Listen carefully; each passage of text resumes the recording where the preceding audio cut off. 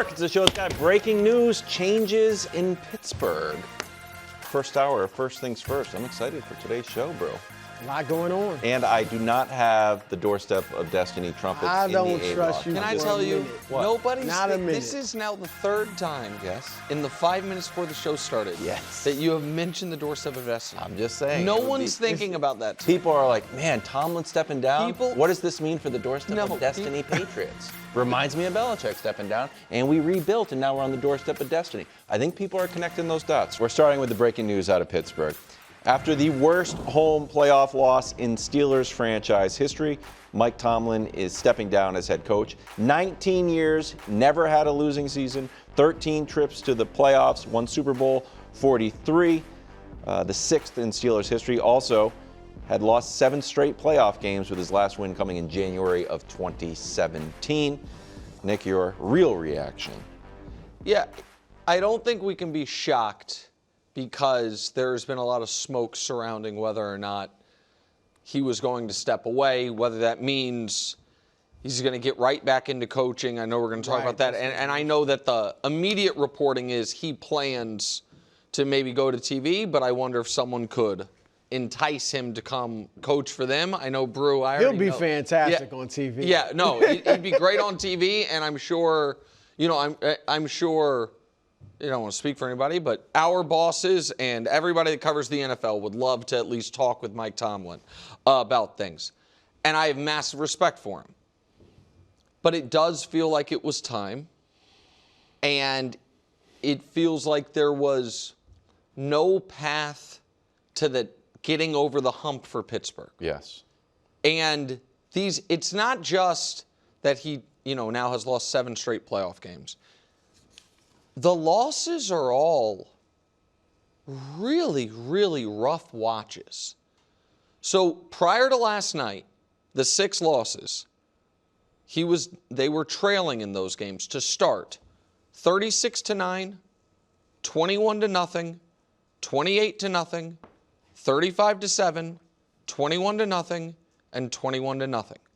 So those previous 6 losses started a combined 162-16. Yeah.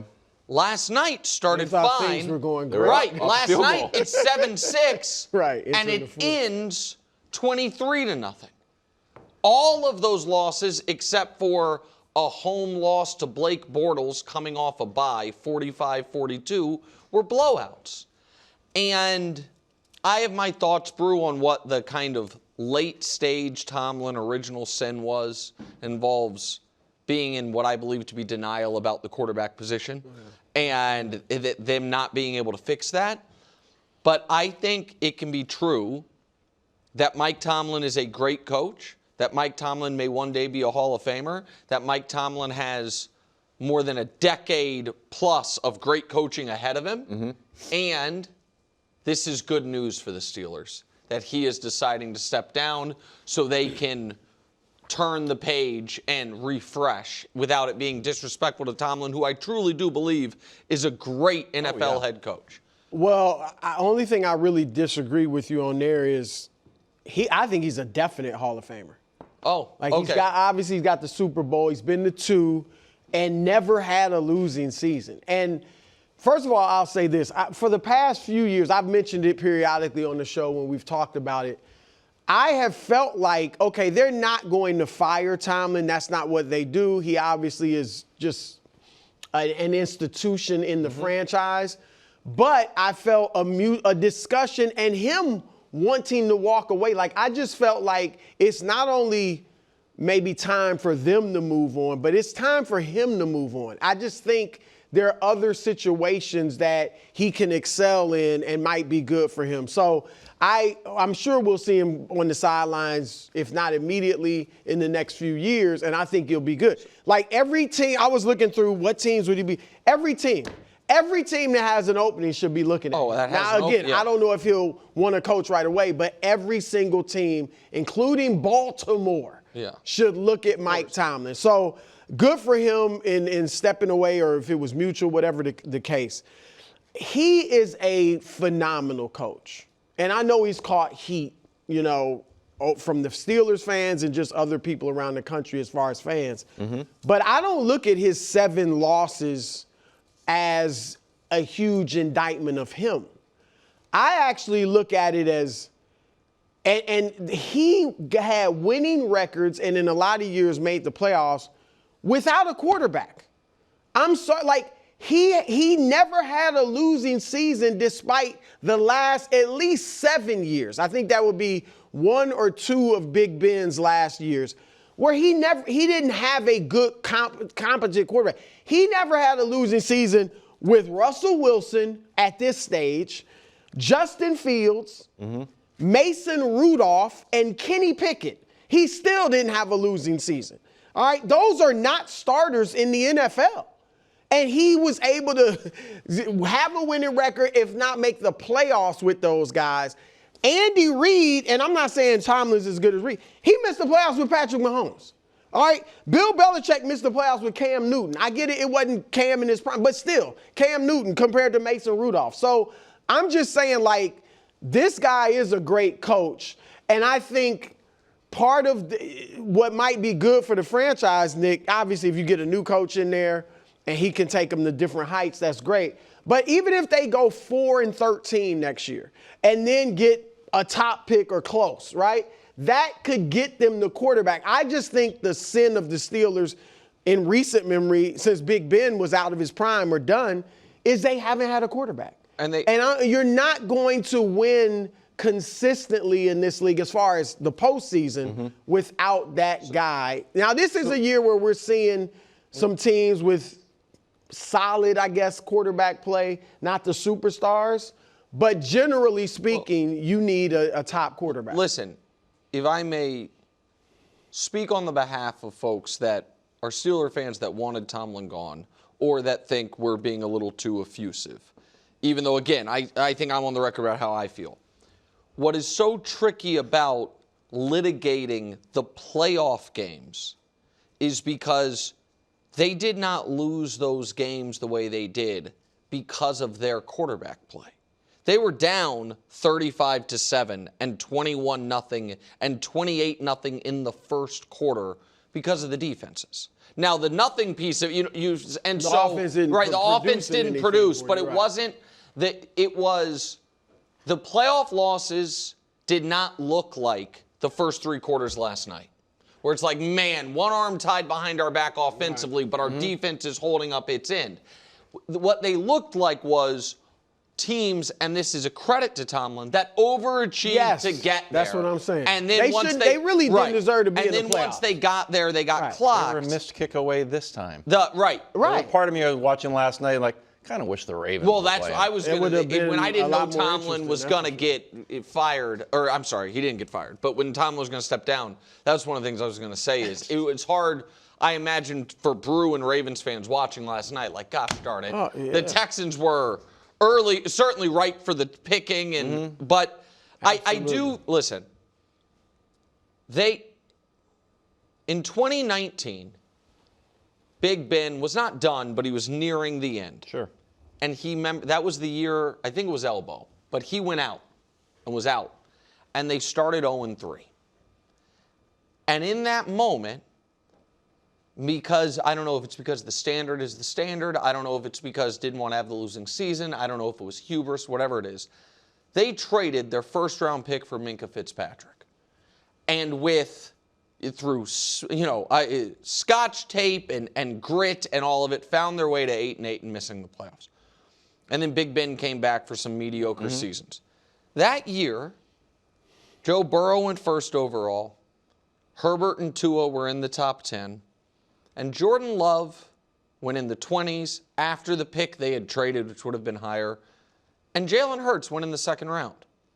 And the Packers and the Eagles were teams that had their quarterback and said, the Packers still had Rodgers, obviously. The Eagles were still with Carson Wentz at the time. But they were like, you know what? We value this position enough, and we need to be always preparing looking forward. The Steelers didn't do that. This year, the Pittsburgh Steelers signed Aaron Rodgers knowing that is not a plan after this year. That's right. And their pick came around. They hadn't traded it away.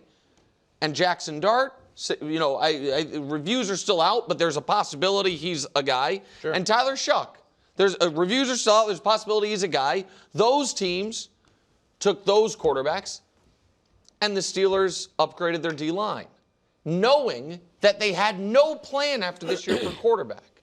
So, like, they were consistently in win-now mode with a low ceiling quarterback, and that is a recipe to not bottom out, and is a recipe for what we saw last night. And I'm not going to kill them for this, but some people will just say this is talent evaluation.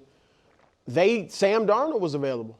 They didn't go to it for him. They went for Aaron Rodgers. And Daniel Jones was available. Daniel Jones and 3 years ago, when they still didn't have a quarterback, Baker Mayfield was available. Yeah.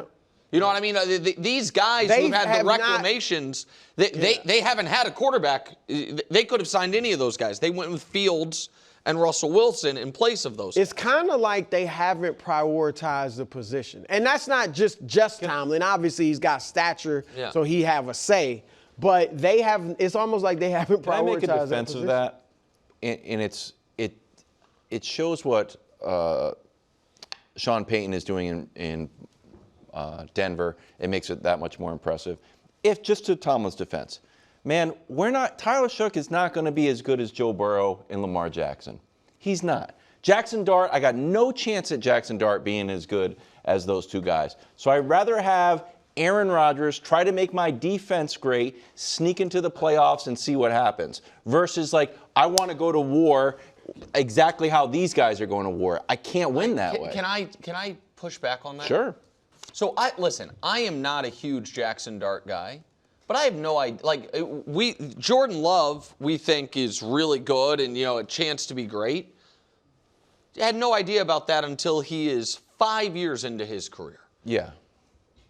If you're the Steelers, I think there is an argument that your goal is not to in 2026 be better than Joe Burrow, have your quarterback be better than Joe Burrow and Lamar Jackson. Your goal is that as Joe Burrow and Lamar Jackson hit 30 and then deal with injuries and are on the downside, that is when the investment you made in. Again, I'm not a huge Jackson Dart guy, but you know what I mean? That guy is then ascending. That you have a 25-year-old when those quarterbacks are on the downside. I took Aaron Rodgers.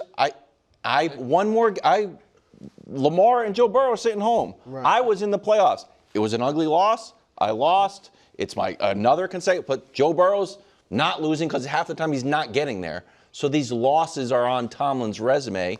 It's almost like, do you want him to miss the playoffs and be like, Look, whoever they hire as the next coach, though, Nick, is not going. I don't see him taking the attitude of, well, we're going to have a few rebuilding years. That may end up being the case. But he's going to.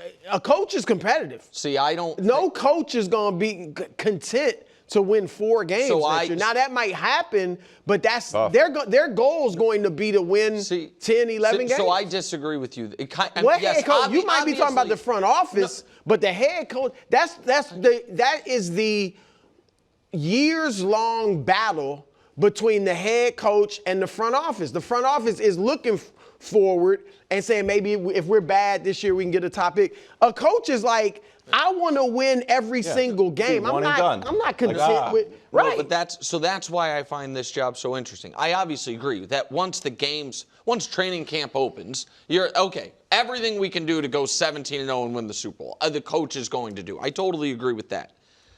But the benefit of having 3 coaches in a half century is being able to tell during this interview process, listen, you are going to have a longer runway than any other organization in football. And just so you know, our front office's plan is going to be TJ Watt is 32 years old. Don't expect to be coaching him.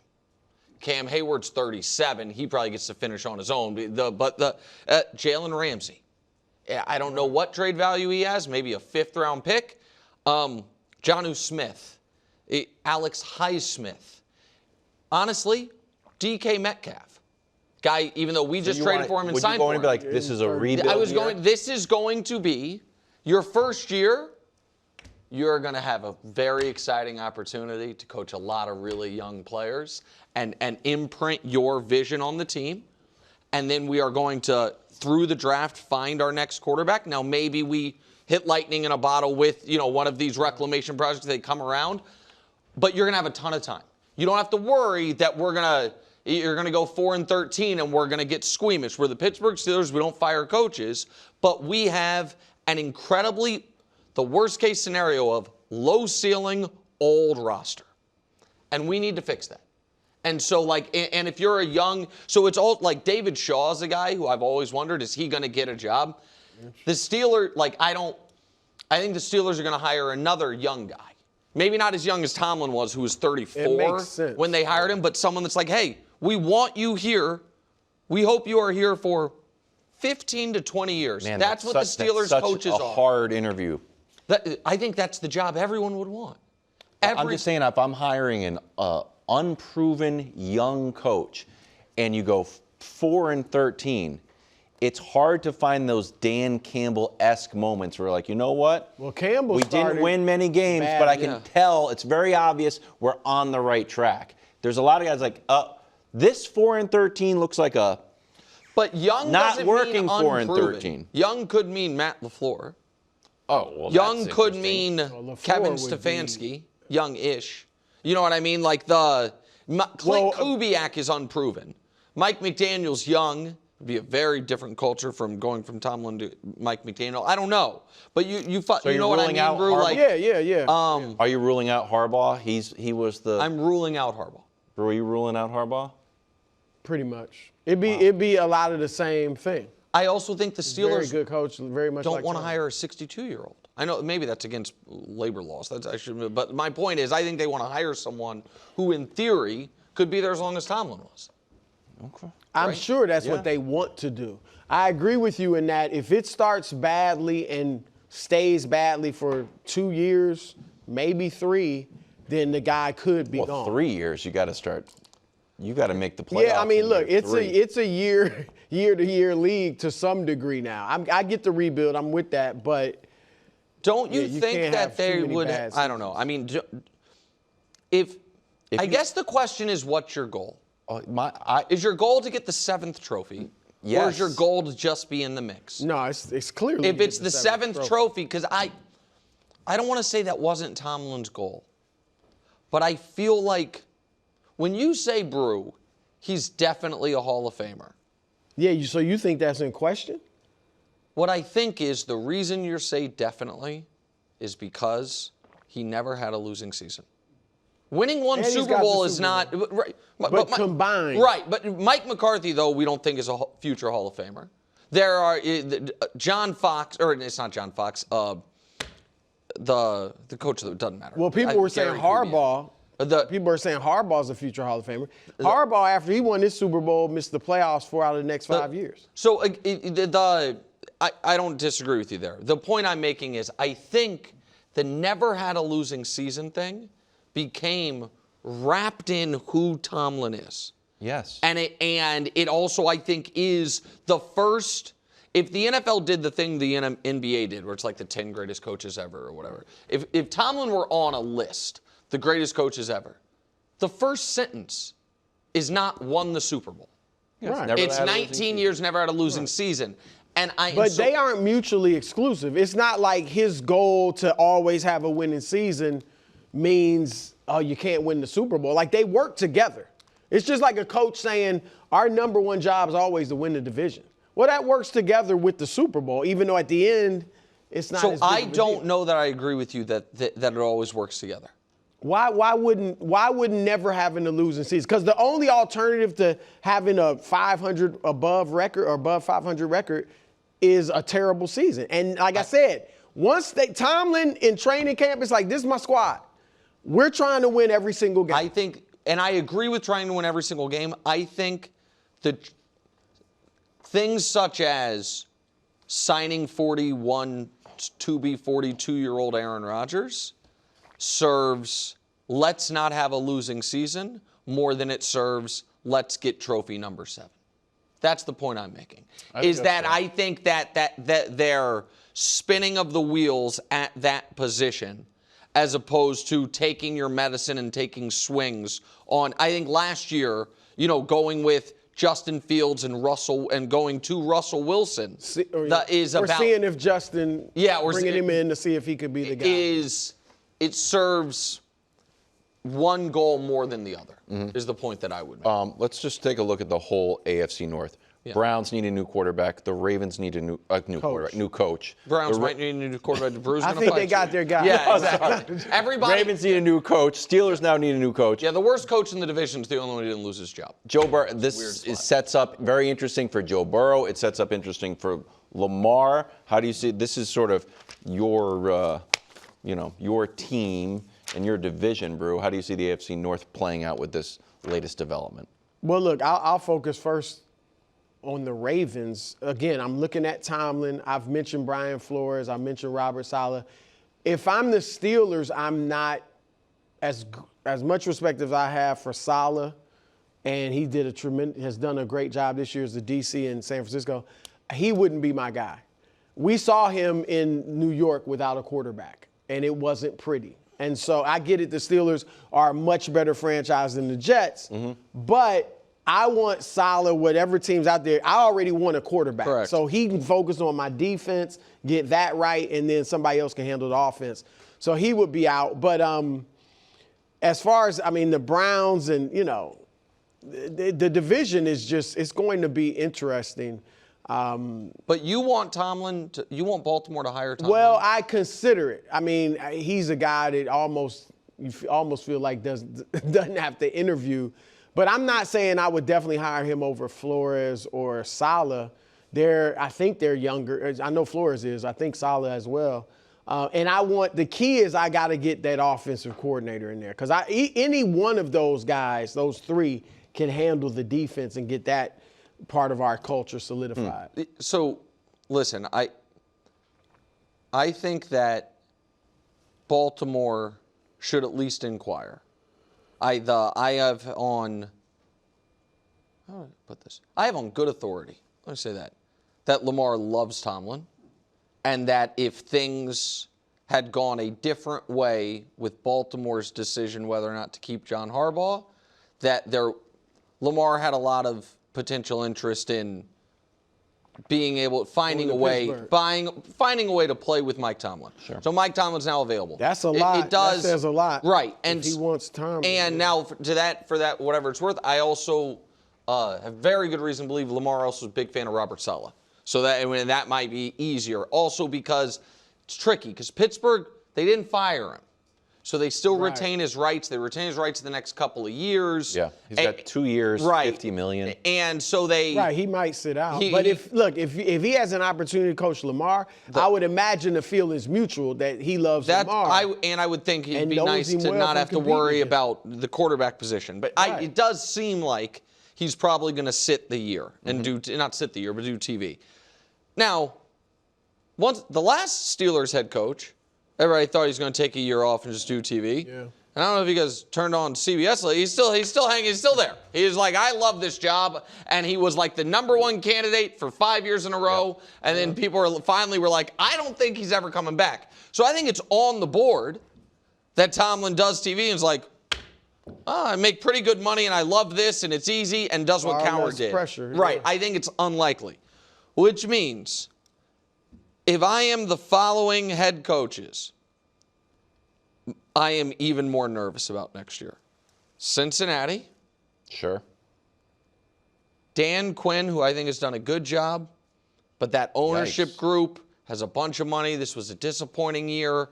That feels like, again, Tomlin's like, oh, my quarterback's set for, the next decade. I do like an AFC, NFC switch like Peyton. Well, and then there is Atlanta, but they don't have they might have a quarterback. The one who I think should be not only the most, feel like the seat got warmer, but also would be a little anxious about, wait, why is Jeffrey Lurie calling me on Thursday, is Philly. Again, probably not right now. If I was Tomlin, If you're Tomlin, you don't want it. No, they got an itchy trigger finger in Philadelphia. They do. A little too much. But like constant success. Yeah, but I would be nervous if I go from stability central for the Steelers and Howie Roseman wanting to shuffle the deck every few years. And I think that's fair. You look at the roster, and Tomlin would have to be salivating. But you're right. I mean, he's going to want stability because that's exactly what he's had in Pittsburgh. And then one more, who, again, I think this coach did a good job this year. And I was skeptical, and I think he did a good job. But if they have a rough year, I think pretty obviously Jerry Jones would call. And Tomlin, and I say this without any judgment on it whatsoever. Tomlin likes the spotlight. Tomlin likes, you know what I mean? That would be fascinating. Football. Yeah, Football, but so did Bill Parcells. Yeah, and that didn't work out. Right, but again, and they didn't even have even in the years he was there, tremendous success. Can I tell you? Like I can't see Tomlin wanting that soap opera. When you mentioned Mike Tomlin going to the Dallas Cowboys, I really don't like it. I adore it. I love it. We should have led with that. I don't know how to react to that. Yeah, I know how. I love it. Oh my, he seems interested. If you're right that Lamar loves Tomlin, I just can't see that. I don't know, Greg. Let's could do you actually this. see that happening? I mean, it happens. It's hard to imagine it because of obviously the rivalry and them being two of the longest tenured coaches in our current history. Like it would be odd, but it wouldn't be unparalleled because both of these franchises, when they have a guy, they're going to give him a long runway. And Mike Tomlin is very well respected. Obviously, he has the respect of the guys over in that Ravens locker room just because of the success he's been able to have. And Mike Tomlin is just that type of coach that across the league, players talk, and we all have players that we would love to play with, and then we all talk about coaches. Man, I would love to play with Tomlin just to see what it's like. Just because he's charismatic, he's a player's guy, but he has a standard of how he wants things to look, and he seems to get the best out of his guys. So, I mean, yeah, I know Brew would be excited. But Lock Nation, baby. Get it done. I just get it done. I think Tomlin is taking the year off. I assume he had 2 years on his contract that was going to pay him $50 million.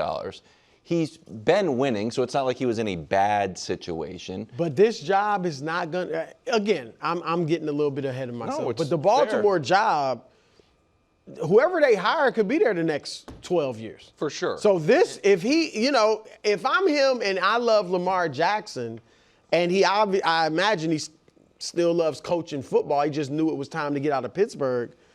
You might have to be like that job. There's not going to be a better job. Jump straight to Baltimore. It would be strange. And also, since the Steelers would have to okay it since he has the time left, that makes it tricky. The other thing Broussard said that I was actually during. But and again, this is the soundbite I thought we were playing. But Broussard was asked if Tyler Luke made the field goal versus the Steelers, if Harbaugh would still be the head coach, and he responded, "quote, for a week," end quote.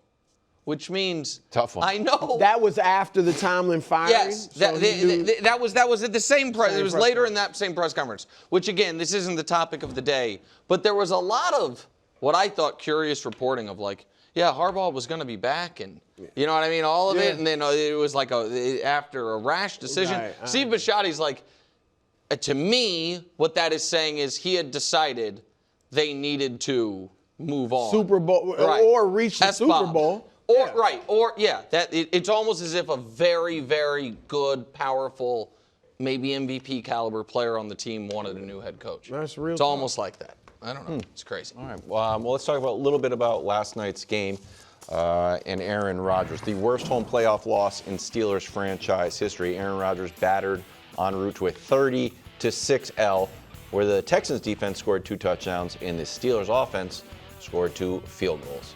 Here's former Steelers head coach. Oh, we're not talking about Mike Tomlin because he's not the Steelers head coach anymore. Killed the sound. Are you surprised by the Steelers' performance last night? The way it started, I was like, oh, wow, okay. They're onto something. And then it kind of unraveled. So was I surprised how it turned out? I was, because of how they started. And they started with a quick passing game, just trying to implement DK Metcalf by any means necessary, whether it was get him the ball early, push the ball down the field, create opportunities, possible penalties. What happened with the DK Metcalf? And then I saw your text late, or I would have responded. Then he had the drop. I've seen this. And we've seen this time and time again, and I don't. He iced him out, man. It's you can't when you have a guy who was so heavily involved in your scheme And it's so good, offensively, even though he had to drop. and has a drop, you can't just not go back to him. You have to keep him involved, because that's your only true threat in the passing game.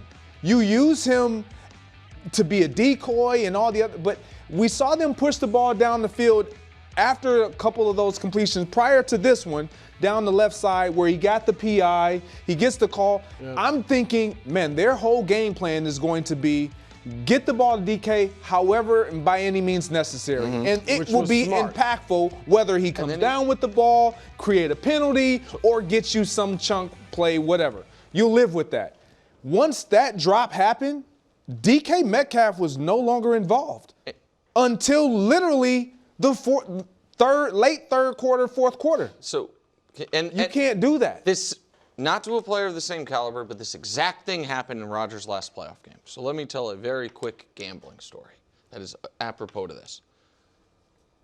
Packers-Niners divisional round game. Rodgers defending MVP. Packers are off the bye. Early in the game, was the tight end Mercedes Lewis? I'm pretty sure it was Mercedes. It was old. I forget, maybe. Mercedes Lewis was in Green Bay. Okay, so it was Mercedes Lewis. Mercedes Lewis is involved early and often, and then catches a pass and fumbles. And Rodgers wears it with the disgust. He's angry, whatever it is. And I'm sitting there watching the game, and again, everyone gamble responsibly if you gamble at all, but you can live bet everything you want. I was like, whatever the max amount that I can bet on Mercedes Lewis under catches the rest of the game, I am doing it. Because he won't throw him the ball again. And he did not throw him the ball again. I remember it vividly. This is the game he just kept feeding Devontae. Yep. And the Niners didn't score an offensive touchdown, and they lost 13-10 on block punt. Rodgers, listen, I was surprised. I thought the Steelers were going to win. But once we're watching the game play out, I'm like, man, this is kind of a perfect but also sad way for an all-time legend to finish, because his biggest weaknesses are on full display. The histrionic, whoever's fault it wasn't mine, and I'm letting everyone on the field know whenever it was. A guy let me down. I'm going to play 10 on 11 rather than include him. These are the things that, in my opinion, Brew, have been the reason that one of the three most physically talented players in the history of the position is around the 10th most accomplished player in the history of the position. And why? And so I thought this was Rodgers' biggest weaknesses were in full display yesterday. I'm not talking about the age and lack of mobility, but the emotion of, it's not my fault, it's your fault, and you've made a mistake, and therefore I can't go to you anymore. Because they had no way to move the ball without throwing to DK Metcalf, and I felt like he iced him out of the game plan. Look, there's little doubt in my mind, without knowing for sure, but I feel strongly that he was obviously upset that he dropped that ball, and then it seems like he did ice him out, didn't go to him again. But he also probably was thinking, and you missed the last two games of the regular season. You almost cost us this chance to even get here. And so I think he was just upset probably with DK Metcalf in general. And that was a huge drop. Because they're up 3-0. It's late first quarter. It's still early. But they're up 3-0. Judging by the way the rest of the game went, they weren't going to have score this touchdowns. Opportunities too often. Right. I mean, and they may have only had a field goal from this because that's what they had all night. But yeah, I mean, they would have maybe been up going into the fourth quarter. Who knows? Bottom line, though, is ultimately this is exactly what I thought would happen. It's what I said. I said that Houston pass rush is going to have Rodgers out of sorts, and he's not going – their offense is going to be stuck in the mud. And that's exactly what happened. Rodgers was pressured on 45% of his dropbacks. During the season, and obviously he gets rid of the ball quickly all season, but during the season he was only pressured on 21% of his dropbacks. That was the lowest in the league. So he was not used to that type of pressure. And then at his age, he's trying to get rid of it quickly and all that. So the defense was all over him. And then it's not just the rush. They got good defensive backs. Yes. So, so that's what happened is what I thought would happen. I think that part is what disrupted everything that they were doing, especially once DK got kind of uninvolved in the offensive game plan. Their defensive backs were perfectly okay with playing up close, tight, and saying, you can have this, you're not getting anything after you get it. It's the best tackling secondary since Legion of Boom. And they put that on full display, and it just completely disjointed everything that the Steelers want to do now, because you have to now try to push the ball down the field, which then forces Aaron Rodgers to hold the ball slightly longer. And now you give this front four, they don't need extra to come because all four of them can pressure you. They do a great job of pushing up the middle of the pocket so you can't step up. And then you got these two bookends on the outside that can get you. They are the perfect defense. They truly are. They can play off. They can play press. You can't run on them. Right. Because they stop the run. You can't really throw on them because they're great on the back end. They're great up front. What are your answers? You have to have somebody who is willing to stand in that pocket and take hits, and an offensive line that can try their best to hold off that rush as long as possible. And there's not many teams in this league. We saw it all year. There's not many teams in this league that can do that. Like a 6'4", 225-pound, 23-year-old mobile we with shall a rocket see. arm.